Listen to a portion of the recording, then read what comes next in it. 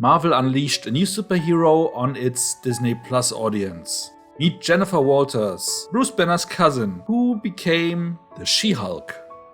Wait a second, wasn't the Hulk the result of an experiment gone wrong?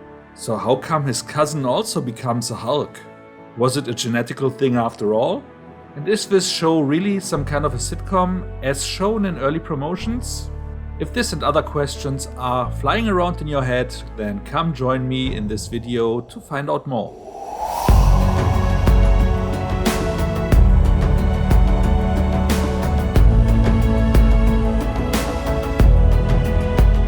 Let's start with a quick synopsis. In episode 1 we learn that it is all the result of a big car accident. Some UFO for some reasons comes in the way of the car that Jennifer Walters is driving with her cousin Bruce Banner, who has his arm in a sling. He's also in his human form and has an apparatus on his arm that is, as he says, keeping the Hulk locked up so it doesn't come out. After the car crash, both are wounded and a little bit blood from Bruce gets into the wound from Jennifer, which makes her immediately turn into a Hulk.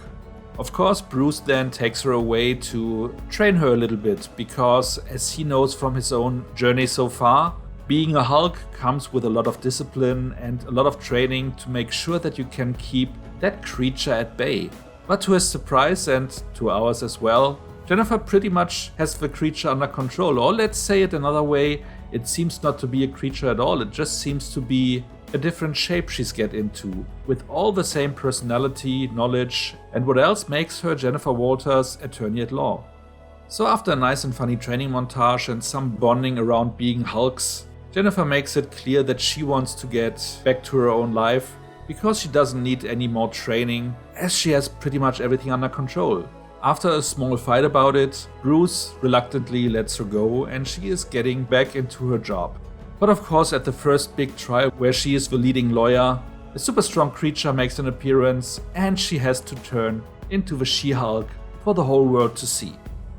Here ends the first episode. First things first.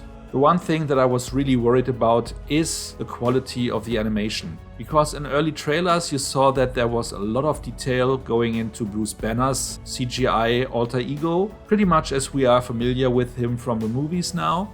While Jennifer's alter ego She-Hulk pretty much looked very smooth and has no edges and therefore looked very unrealistic. There were a lot of discussions going back and forth that a woman needs to be more pretty in Hollywood, and this statement alone seems a little bit sexist. But even if you want to preserve her beauty, even the most beautiful woman in the world has pores, and her face is not just a smooth piece of skin. So fortunately they retouched the animation a little bit and the CGI now looks way better than before. It is still not perfect and she still looks a little bit too smooth, but at least the worst effect that we have seen before was counteracted. As to the sitcom angle, very much like Deadpool, she is constantly breaking the fourth wall and directly addressing us, looking into the camera and talking with the audience. If that becomes old or if that is a good fit with the show like it was in the original Magnum is yet to be seen. It should not be a showstopper though. It will likely land quite well.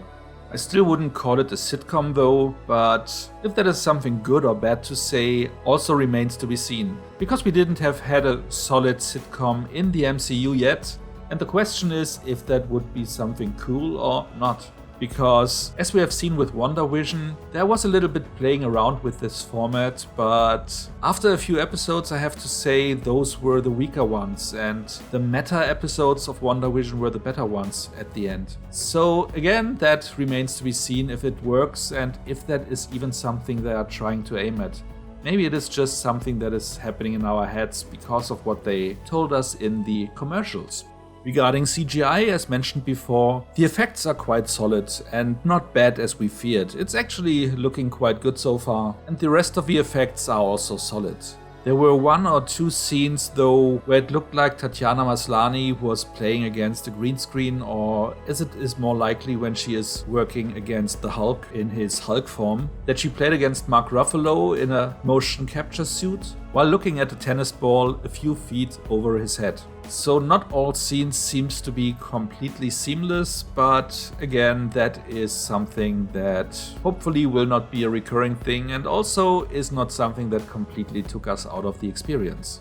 From a story standpoint though, there is one big concern I had with the first episode, and that was that Jennifer Walters, as a completely unknown and new character to us, was pitched against Bruce Banner, aka the Hulk, one of the most beloved characters in the MCU, without herself having built up any reputation to justify the way she treats him. I know and I do appreciate that they want to make her an extraordinarily strong female character, but again, pitching her against the most sympathetical character within the MCU, the Hulk, may be not the best way to get started. Because that way she sometimes comes across as mean, too overly confident, and just loses sympathy points from the get-go. And I'm not saying that because she's a woman, I'm saying that because it's not about who she is, it's about who she's acting against and who she is misbehaving against. They obviously tried to counteract that by in the end having Bruce being completely understanding and absolutely forgiving. But it was still a rough start, at least in my book, for this brand new character. As for the rest of the supporting cast, I have no idea yet who will be returning or not and who will be a greater and larger character. Likely her assistant will be, because she knows that she is a Hulk, even before the rest of the world learns about it, but that's about it. Of course, we know a little bit from the trailers who will be also joining, like Tim Roth as the Abomination, and of course Matt Murdock aka Daredevil, which absolutely makes sense because he is also a lawyer, and as the trailer suggested that Jennifer will head a division of lawyers being specialized on superheroes and creatures with superpowers, I guess it will just be a matter of time until she is linking in and joining forces with our favorite blind lawyer. What I recently learned also is that the way they reintroduced Charlie Cox's Matt Murdock into the MCU is supposed to be a way to soften his character, because before he was very much edgy and on an R-rated level. So now in this setting that is supposed to be a little bit more funny and a little bit more lighthearted, reintroducing him might be a good chance to soften his character before he gets a new complete season of his own on Disney+, which is already announced. Again, if that is a good thing or a bad thing remains to be seen. I think it can work. Maybe they find a middle way which works for everyone. It will be interesting though to see how that works out. I am quite curious though if we will see Bruce Banner again in this show, or if that was the last appearance of the Hulk.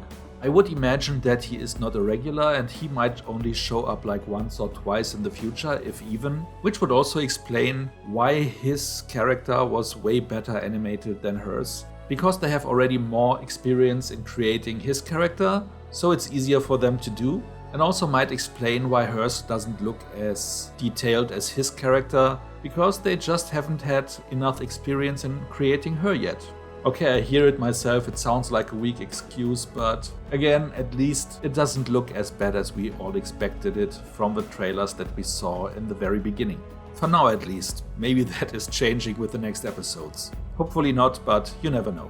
One thing they need to explain to us though is why Bruce Banner was in his normal form, as the human Bruce Banner, and not as the smart Professor Hulk alter ego that we have last seen in the Avengers movies.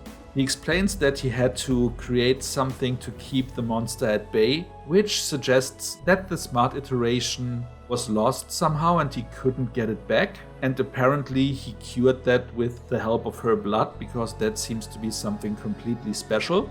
Which is an interesting thing, because I was worried a second that they now will create an army of Hulks if it is that easy just to use his blood. But it seems to be just working with some specific people. And here is where the fact that she is his cousin comes in as a very helpful criteria, because only genetics make it happen that she could also become a Hulk. Even one that is easy to control, because she basically is just changing form and not changing character. Again, something that is apparently connected to her DNA. So much for the first episode, which was quite entertaining and makes appetite for more.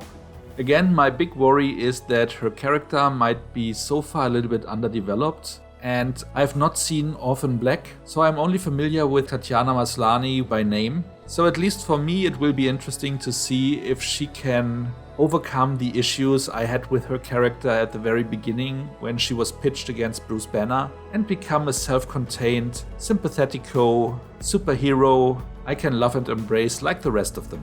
I don't doubt it much at this point, but again, you never know. Sometimes there are some hits and sometimes there are some misses. With all that being said, I'm rating this episode with 7 out of 10 points, which means it's good, but with room for improvement. It's not great yet, but maybe it's getting there.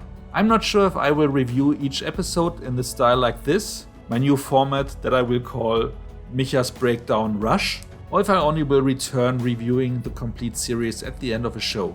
I guess it largely depends on how quick I actually can turn this recording into a video and post it. If it is fairly quick, then I might be returning next week as well. So if you liked it and like to see more, let me know in the comments, which might sway my decision one way or the other. So much for now, see you next time and thanks for watching.